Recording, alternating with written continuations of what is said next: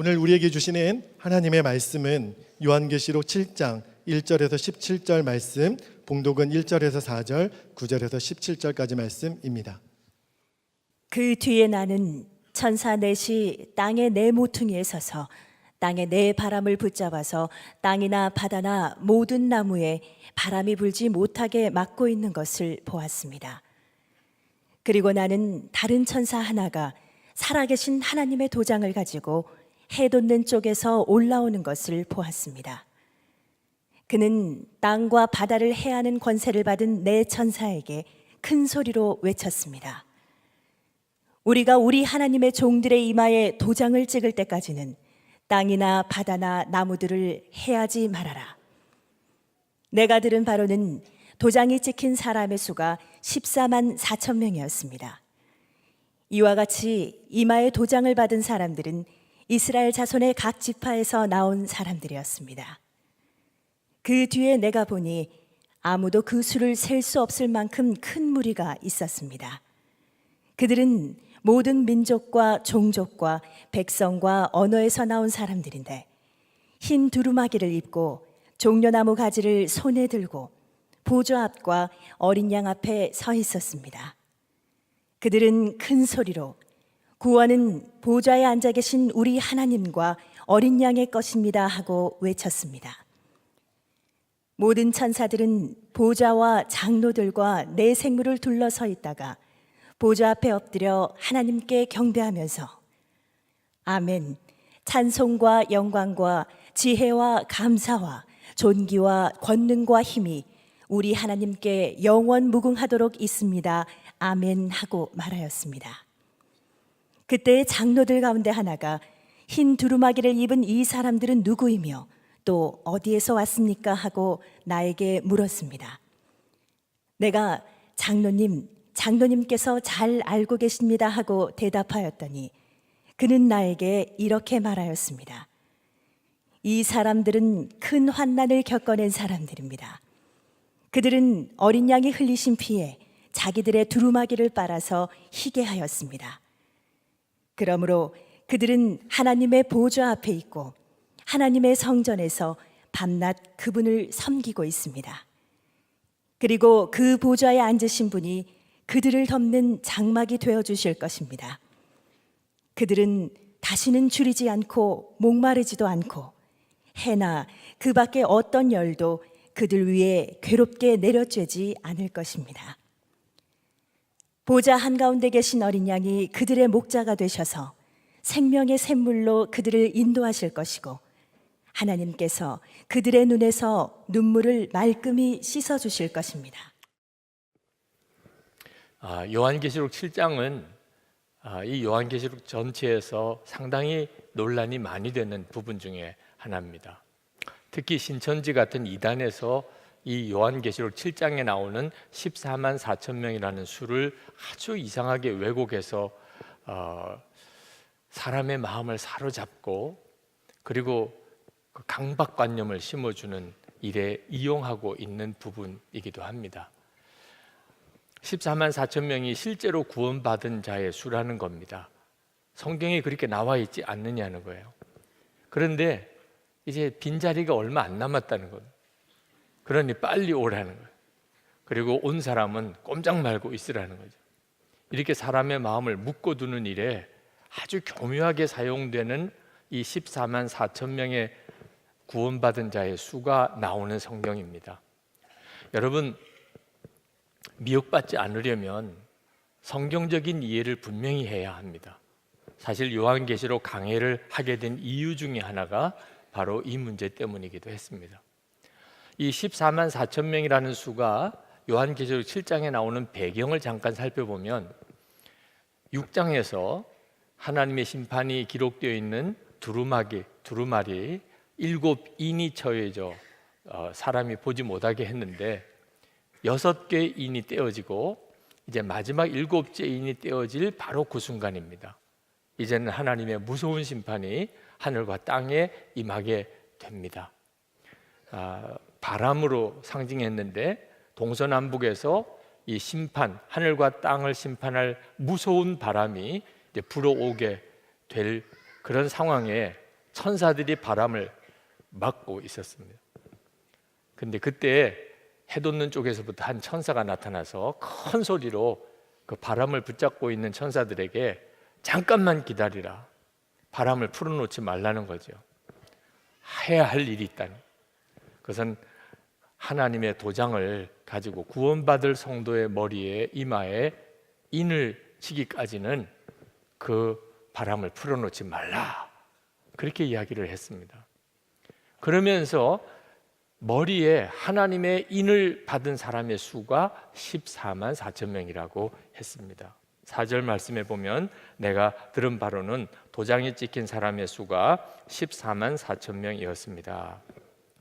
근데 여기 나오는 이 14만 4천 명은 실제로 14만 4천 명이라는 게 아니고 상징적인 수입니다.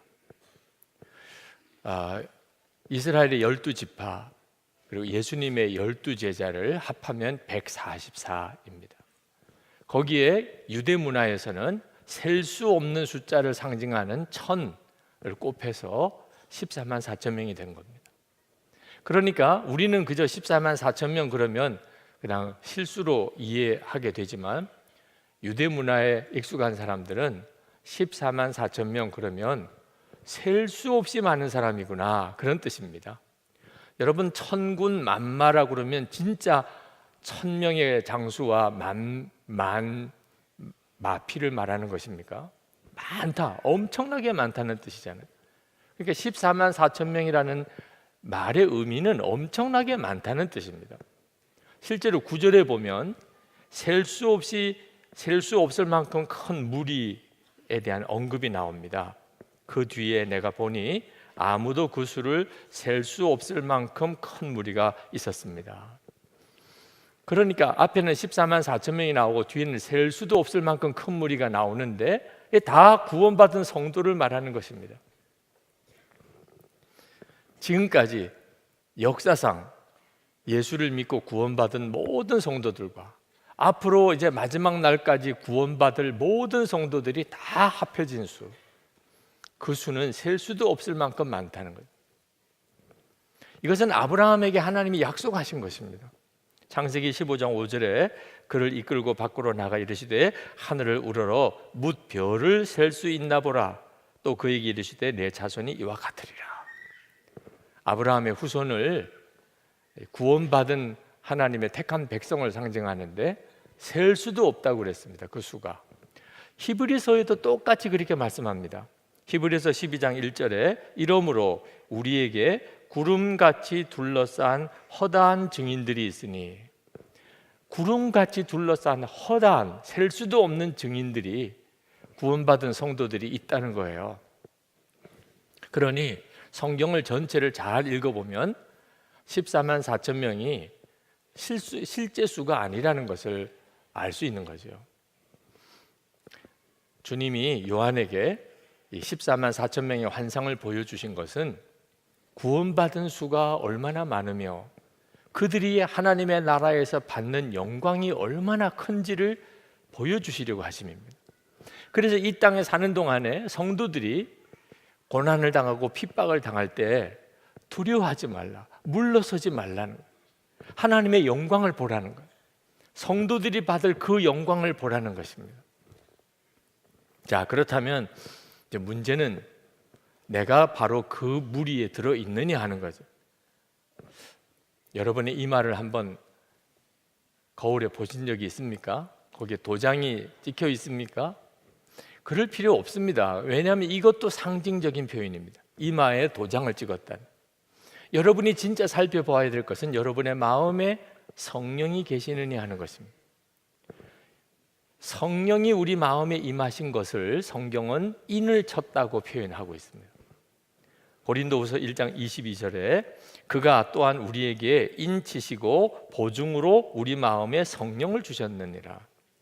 에베소서 1장 13절에 그 안에서 너희도 진리의 말씀 곧 너희의 구원의 복음을 듣고 그 안에서 또한 믿어 약속의 성령으로 인치심을 받았으니. 그러니까 우리가 성령을 받았다는 말을 이 성경은 이마에 하나님의 도장을 지킴을 받았다, 이렇게 표현하고 있는 것입니다. 그러므로 여러분이 정말 14만 4천 명의 그 상징적인 구원받은 무리에 들어갈 자인지 아닌지는 성령께서 여러분의 마음에 임하셨는지를 확인해 보면 알 수 있습니다. 성령께서 우리 속에서 하시는 일이 무엇이요?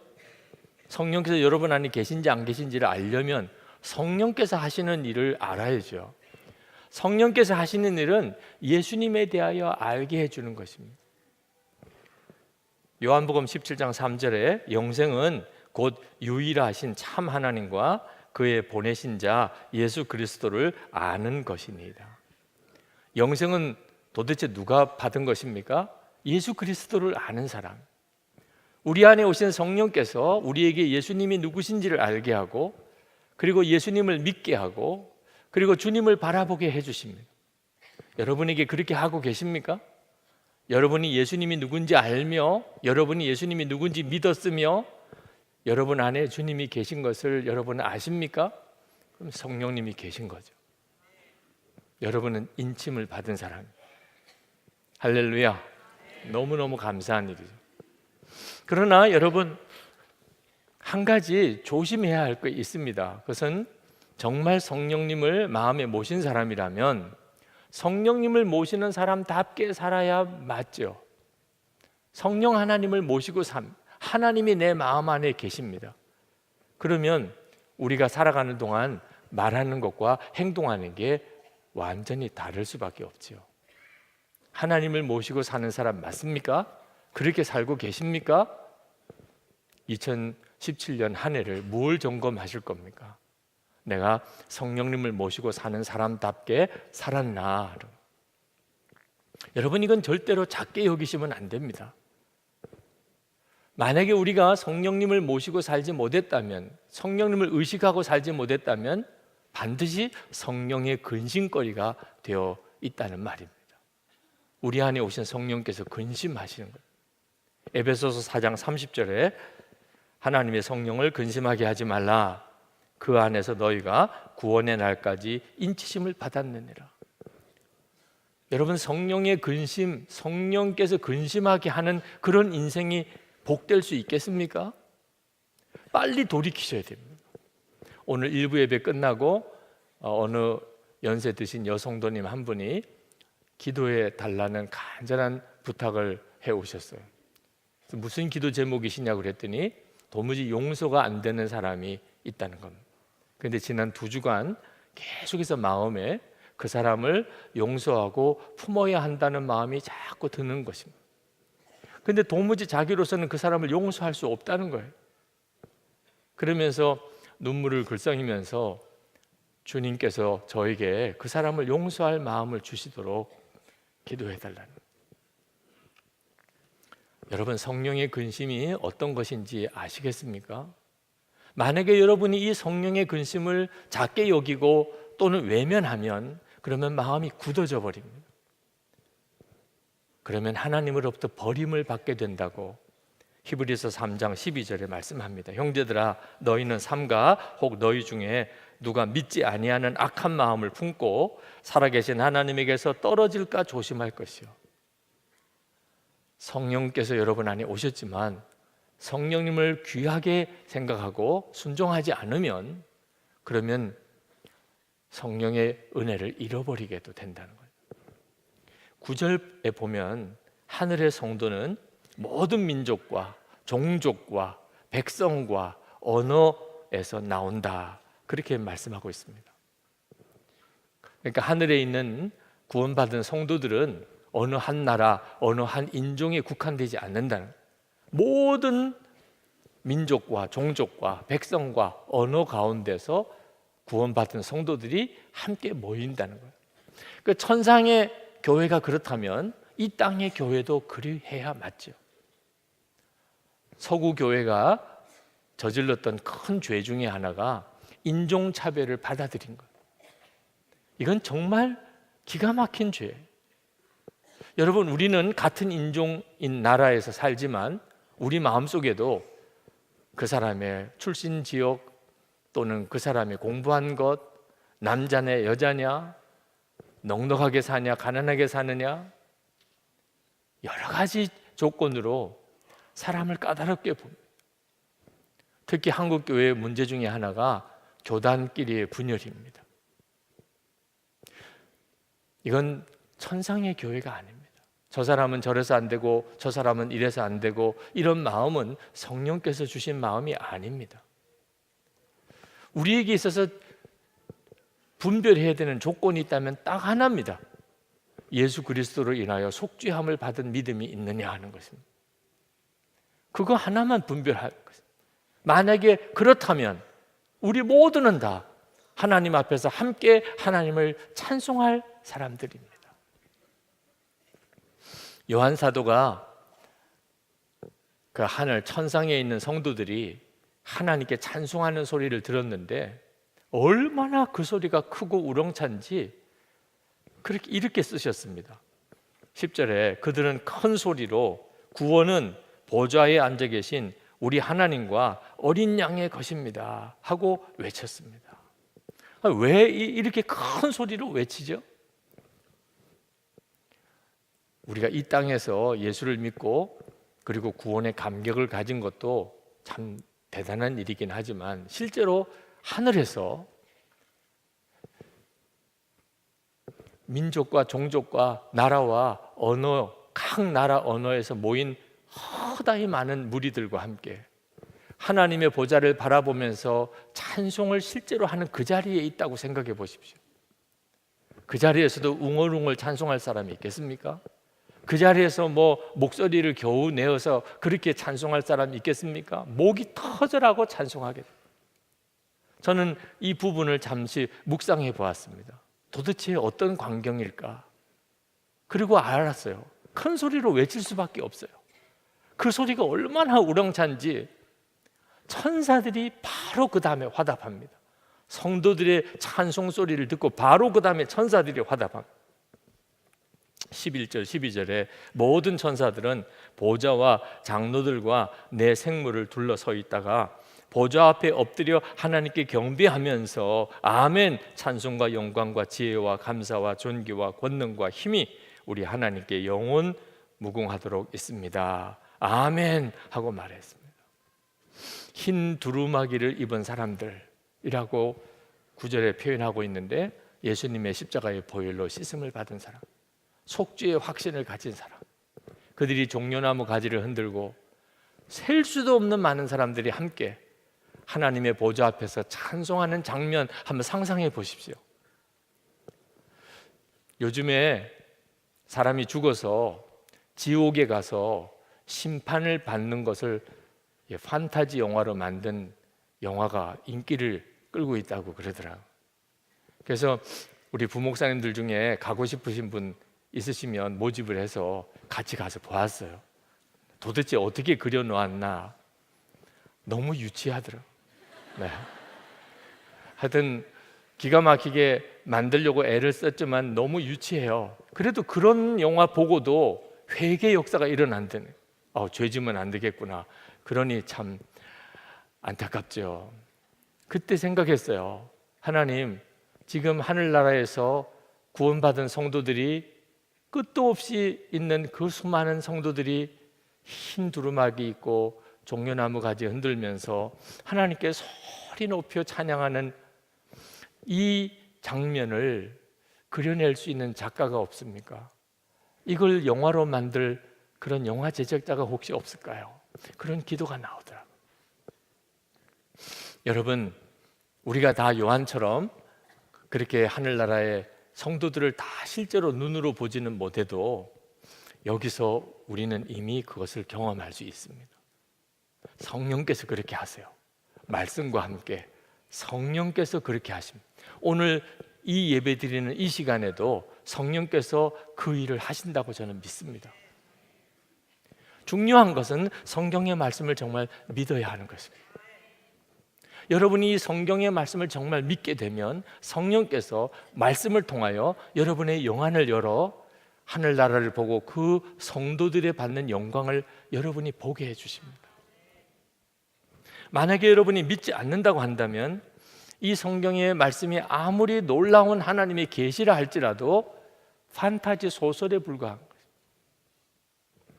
제가 죽음에 대해서 아주 진지하게 첫 번 생각했던 계기가 초등학교 때예요. 조숙했죠. 초등학교 때 죽음에 대해서 생각을 했습니다. 저희 친구 중에 고아원 친구가 있었는데 갑자기 죽었어요. 학급 대표로 고아원에 그 장례 예배에 갔습니다. 근데 거기서 그 친구의 부모님이 와 계신 것을 알았어요. 왜 부모님이 계신데 고아원에서 자랐는지는 모르겠지만 하여튼 부모님이 엄청 울고 계셨어요. 그리고 장례 예배가 끝나고 난 다음에 저희 친구가 들어있는 관을 가지고 고아원 뒷동산에 가서 묻어버리는 겁니다. 그 모습을 보면서 얼마나 마음이 아프고 힘들었는지 몰랐어요. 아니, 사람이 죽어도 부모님이 오셨으면 집에 데려가야 되잖아요. 죽었다고 어떻게 땅에 묻어요? 아들인데. 그걸 이해할 수가 없었어요. 그리고 며칠을 정말 잠을 제대로 자지 못했습니다. 죽는 게 뭔지, 도대체 죽으면 어떻게 되는지, 어디로 가는지 제 마음속에 아주 깊은 질문이 생겼어요. 여러분은 아십니까? 죽으면 어떻게 되는지, 어디로 가는지 여러분은 명확하게 아십니까? 성경을 분명하게 보기 전까지는 방황했어요. 지금도 이 세상에 죽음이 뭔지, 죽음 이후에 어떻게 되는지에 대한 수많은 이야기가 떠돌고 있습니다. 여러분, 진짜를 알아야 돼요. 성경만이 정확하게 죽음의 문제와 죽음 이후에 대하여 가르쳐주고 있습니다. 성경을 믿지 않으면 그때부터 그 영혼은 방황하게 됩니다. 미국의 대통령이었던 아이젠하워가 임종할 때 그 구원의 확신이 없었습니다. 빌리 그레이엄 목사님을 청했어요. 그리고는 그 빌리 그레이엄 목사님에게 물었습니다. 내가 천국에 갈 수 있겠느냐고. 빌리 그레이엄 목사님이 대답했어요. 미 합중국의 대통령이라 할지라도 그렇게 그저 천국에 가는 건 안 됩니다. 그런 일은 없습니다. 그러면 어떻게 해야 되느냐? 그 임종을 앞두고 있는 아이젠하워에게 성경을 읽어주었어요. 에베소서 2장 8절 말씀을 읽었습니다. 너희가 그 은혜로 인하여 구원을 얻었나니 이것은 너희에게서 난 것이 아니요 하나님의 선물이라. 미 합중국의 대통령이라도 아무리 훌륭한 일을 많이 하고 또 2차 대전을 승리로 이끌었다 하더라도 그것으로는 천국 못 갑니다. 예수 그리스도를 믿고 하나님으로부터 구원의 선물을 받은 자만 갑니다. 그리고 그날 빌리 그레이엄 목사님을 통해서 예수님을 영접했습니다. 다시 한번. 그는 어릴 때부터 예수를 믿었다고 생각하는 사람이었어요. 그리고 고맙네, 내가 이제는 준비가 된 것 같으네. 그리고 그가 세상을 떠났다는 거죠. 성경의 말씀으로 우리는 죽음 이후를 봅니다. 그리고 성도들의 영광을 봅니다. 세상에 아무리 죄가 많고 아무리 예수 믿기가 힘들어도 하나님 나라에 성도들이 받을 영광을 본 사람은 그러면 그는 흔들리지 않고 믿음의 길을 갑니다. 히브리서 12장 1절에 보면 허다히 많은 증인들을 보라. 우리에게 허다히 많은 증인들이 있다. 그러고 나면 모든 무거운 짐 다 벗어버립니다. 힘들다, 어렵다, 못 살겠다 이런 생각 다 사라집니다. 얽매이기 쉬운 죄 다 벗어버립니다. 은밀한 죄, 꼼짝없이 죄 짓고 살던 거 다 벗어버립니다. 인내로서 눈앞에 경주를 합니다. 여러분, 영안이 열리고 나면 사람이 완전히 달라지게 됩니다. 장로 중 하나가 요한에게 흰 두루마기를 입은 저 사람들은 누구냐 하고 요한에게 묻습니다. 아마 요한을 떠본 것 같아요. 요한은 잘 알지 못하겠기에 장로님께서 잘 알고 계십니다. 그렇게 대답했습니다. 그랬더니 그 장로가 14절에 이 사람들은 큰 환난을 겪어낸 사람들입니다. 그렇게 대답했어요. 여러분, 구원받은 성도의 특징이 큰 환난을 겪어낸 사람들이라는 것. 주목해야 합니다. 여러분이 그런가를 묻고 있는 거예요. 여러분은 큰 환난을 겪어낸 사람입니까? 편안하게 살다가 아주 곱게 늙는, 그것도 하나님께서 주시는 은혜 중에 하나일 거라고 저는 믿습니다. 풍요하게 부유하게 살다가 고생 없이 그렇게 사는 것도 하나님께서 주시는 복일 수도 있어요. 그러나 그가 진짜 성도라면 아무리 겉으로 보기에 편안하고 부유하게 산 것 같아도 반드시 고난의 삶을 산 기록이 있습니다. 하나님의 말씀이기 때문에, 예수를 믿기 때문에 어려움을 당하고 고난을 당하고 손해를 당하고 멸시를 받고 그랬던 일이 반드시 있습니다. 만약에 그게 없다면, 환난을 겪어낸 흔적이 없다면 그는 자기의 믿음을 돌아봐야 됩니다. 여러분, 15절 17절에 구원받은 성도들이 어떤 영광을 받는 것인지에 대한 기록이 나옵니다. 보좌에 앉으신 분이 그들을 덮는 장막이 되어 주실 것입니다. 16절에 그들은 다시는 줄이지 않고 목마르지도 않고 해나 그 밖에 어떤 열도 그들 위에 괴롭게 내려 쬐지 않을 것입니다. 17절에 보좌 한가운데 계신 어린 양이 그들의 목자가 되셔서 생명의 샘물로 그들을 인도하실 것이고 하나님께서 그들의 눈에서 눈물을 말끔히 씻어 주실 것입니다. 여러분, 도대체 이런 하나님의 위로와 또 하나님의 보상을 누가 받을까요? 편안하게 살다가, 고생 없이 살다가, 그저 좋은 길만 가다가 하나님 앞에 간 사람에게 무슨 눈물을 씻겨줄 일이 뭐가 있으며, 뜨거운 햇볕을 가리워줄 이유가 뭐가 있으며, 줄이고 목마른 것을 다시는 겪지 않게 해주실 이유가 뭐가 있습니까? 예수를 믿기 때문에, 하나님의 말씀 때문에 줄이고 목말랐던 일이 있고, 말할 수 없이 뜨거운 태양빛 아래 그 길을 가야 되는 고통이 있었고, 말할 수 없는 눈물을 흘릴 수밖에 없었던 그런 아픔의 세월을 살았던 사람, 그 사람들에게 있는 영광을 보여주고 있는 거예요. 그러므로 여러분, 이 사실을 진짜 믿는다면 여러분, 이제 여러분의 삶 속에 고난이 다가올 때 그 고난을 두려워하지 마시기 바랍니다. 오히려 그 고난을 감사하시기 바랍니다. 하나님, 제가 이제 준비가 된 모양이군요. 만약에 여러분이 예수님 때문에, 하나님의 말씀 때문에 억울한 일을 당하고 멸시를 당했다면, 오해를 받고 고난을 당했다면, 하나님, 제가 하나님 앞에 설 준비가 됐군요. 하나님 앞에 섰을 때 제가 하나님 앞에 달려갈 수 있는 자격을 제가 얻었군요. 하나님 감사합니다. 그렇게 말할 수 있게 되기를 바랍니다. 저는 예수님과 동행하는 사람은 반드시 고난을 당할 것이라고 하는 이 설교를 한동안 하지 못했습니다. 그러면 누가 예수 믿겠냐는, 아니 도대체 예수 믿어볼까 하고 왔다가 예수님과 동행하면 고난을 당하게 될 것이라, 그러면 열 길로 도망갈 것 같더라고요. 근데 주님을 바라보면서 성도들이 받는 영광에 눈이 뜨이고 난 다음에야 설교할 수 있게 됐어요. 예수님과 동행하는 사람은 고난을 당하게 돼 있다고. 그 고난을 피하지 말라. 성도의 영광을 보는 자에게는 가야 될 길이 환히 보입니다. 이게 시온의 대로예요. 시편 84편 5절에 주께 힘을 얻고 그 마음에 시온의 대로가 있는 자는 복이 있나이다. 고난이 와도 환난이 와도 가야 될 길이 너무 환히 보이니까 담대히 그 길을 가는 거죠. 무디가 쓴 하나님께 가는 길이라는 책에 보면, 한 번은 이 무디가 어느 모임에 갔는데 모임 분위기가 너무 침울했습니다.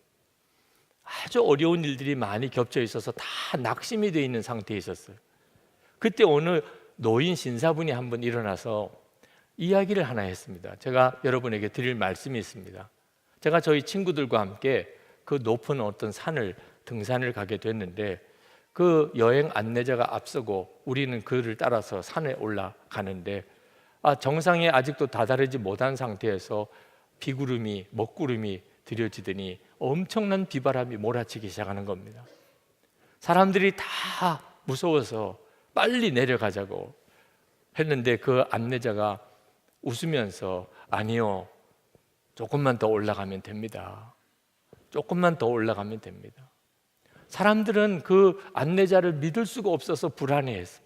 그러나 어디 달리 방법이 없으니 그 안내자를 따라서 한 걸음씩 한 걸음씩 더 앞으로 나갈 수밖에 없었는데, 갑자기 하늘이 확 개이면서 바람도 불지 않고 너무나 따뜻한 날씨가 펼쳐지는 거예요. 그런데 눈 밑에 계곡을 보니까 거기는 먹구름이 잔뜩 끼어서 천둥 번개가 치는 그런 상황이었다는 거예요. 구름 위로 올라간 거죠. 그 산을 잘 아는 그 여행 안내자는 안 거예요. 비바람이 몰아쳐도 조금만 더 올라가면, 그러면 너무나 놀라운 그런 편안한 그런 형편이 전개된다는 거예요. 여러분, 우리의 삶이 그와 똑같습니다. 주님이 지금 요한에게 그렇게 말씀하려고 하는 거예요. 두려워하지 말라. 환난을 당한다고, 핍박을 당한다고, 죽임을 당할 것 같다고 두려워하지 마. 눈을 뜨고 바라보라는 거예요. 성도들이 받을 그 영광을 받고 있는 성도들이 얼마나 많은가를 보라는 거예요. 오늘 이 시간 2017년 한 해를 돌아볼 때 여러분은 잘 사신 것 같습니까? 정말 가야 될 그 길을 가신 것 같아요? 아니면 먹고 입고 사는 게 바빠서 그만 길을 잃어버리고 방황하지는 않았습니까? 오늘 돌아봐야 합니다. 내가 지금 잘 가고 있는지를 오늘 점검해야 합니다. 주님은 우리의 눈을 지금 열어주십니다. 그냥 내버려 두시지 않습니다. 말씀을 붙잡고 성령을 의지하면 모든 성도들에게 성도가 받을 영광을 보여주십니다. 그래서 찬송하라, 염려하지 마라, 오히려 감사하라. 그래서 성도의 승리가 있는 것입니다. 이제 우리 찬양을 같이 하나 부르고 기도하고 싶습니다. 우리 다 일어나셔서 비전이라고 하는 찬양, 오늘 이 본문의 말씀을 그대로 담은 찬양을 같이 부르고 기도하겠습니다.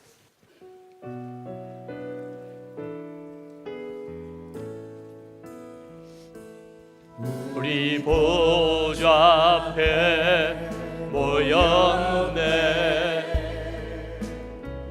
함께 주를 찬양하며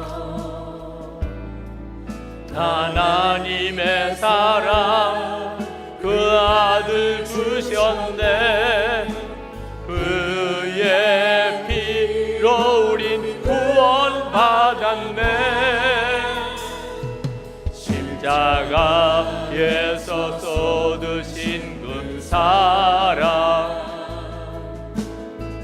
강같이 온 땅에 흘러 각 나라와 족속 백성 방언에서 구원 받고 주 경배 드리네.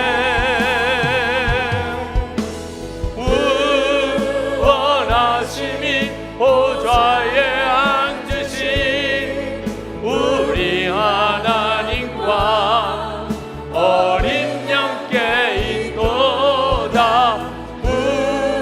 구원하심이 보좌에 앉으신 우리 하나님과 어린 양께 인도다.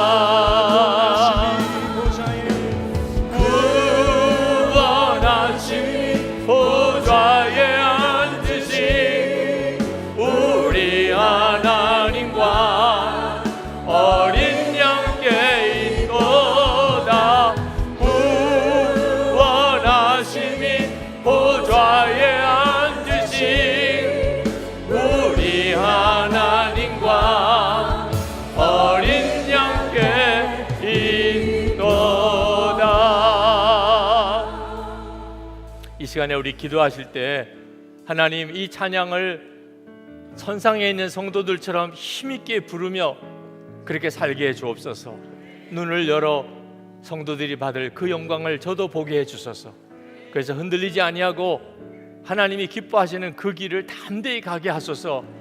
우리 통성으로 기도하겠습니다. 은혜와 사랑이 충만하신 하나님, 놀라우신 하나님 은혜를 감사합니다. 이제는 주께서 친히 사랑하는 성도들에게 역사하소서, 말씀하소서, 함께하소서, 주의 충만함으로 덧입혀 주소서. 아버지 하나님, 놀라우신 주님의 은혜를 믿습니다. 지금도 함께 하시는 주님 말씀과 함께 성령의 역사로 우리의 눈이 뜨여 우리가 하늘나라 천상의 성도들을 보게 하시고 그 찬양을 듣게 하시고 우리도 따라가게 하시고 하나님 우리의 마음의 시온의 대로가 열려 하나님이 원하시는 길, 믿음의 길, 고난 두려워하지 아니하고 담대히 갈 수 있는 성도들 되게 하여 주시옵소서. 역사하소서. 주님 충만하소서. 놀라우신 주님의 은혜로 같이 하여 주옵소서. 모든 한 무거운 짐 벗어버리고 얽매기 쉬운 죄다 벗어버리고 하나님 인대로 용주하는 성도가 되게 하소서. 주님